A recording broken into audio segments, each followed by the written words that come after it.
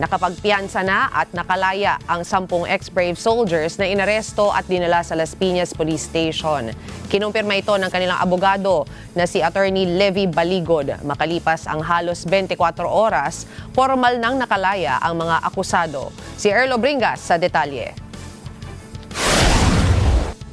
Matagumpay nang nakapagpiyansa at nakalaya ang 10 ex-Brave soldiers sa Las Piñas Regional Trial Court Branch 202. Ayon sa kanilang abogado na si Atty. Levy Baligod, 18,000 pesos ang inirekomendang piyansa para sa bawat isa sa 4 na counts na kinaharap ng mga ex-soldiers.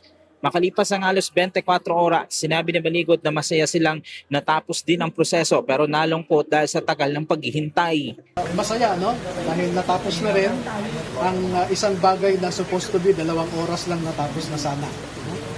And nalulungkot din ako dahil as a law practitioner, as a litigator, nalulungkot ako na nagkaroon ng ganitong irregular and unusual na proseso. Samantala, binatikos din ni Baligod ang ilang notary public na umano'y tumangging magnotaryo ng mga affidavit ng ex-soldiers. Anya, hindi umano dapat tumanggi ang isang notary public sa pagnotaryo ng public document at maaari umanong humarap sa administrative sanction ng mga tumanggi. Administrative yun, bawal na bawal sa isang notaryo na tanggihan ang pagnotaryo ng isang public document supposed to be, no?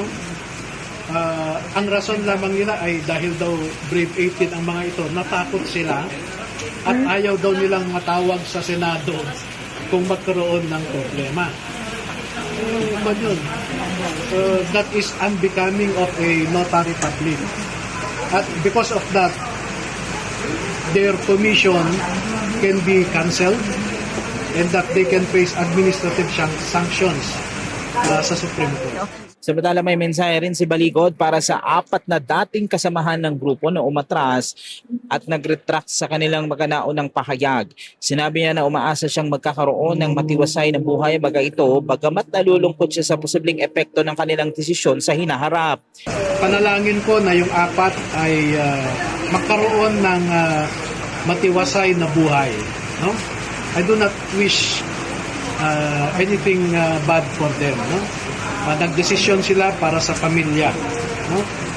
And yun lang, nalulungkot ako na sa mga darating na panahon dahil sa kanilang makitid na pananaw sa sitwasyon, sila ang maiipit in the future.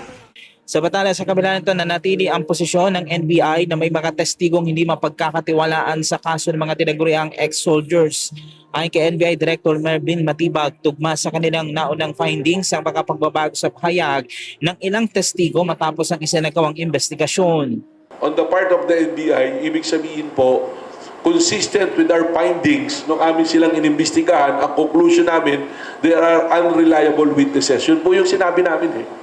Dahil dito, patuloy susuriin ng NBI ang mga bagong pahayag at iba pang ebidensya bilang bahagi ng kanilang case build-up.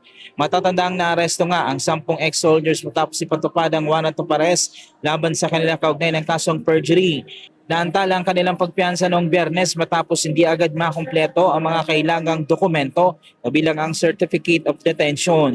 Nagsigawan at nagpalakpakan naman ang kanilang mga taga-suporta sa Las Piñas RTC matapos makumpirma ang kanilang paglaya.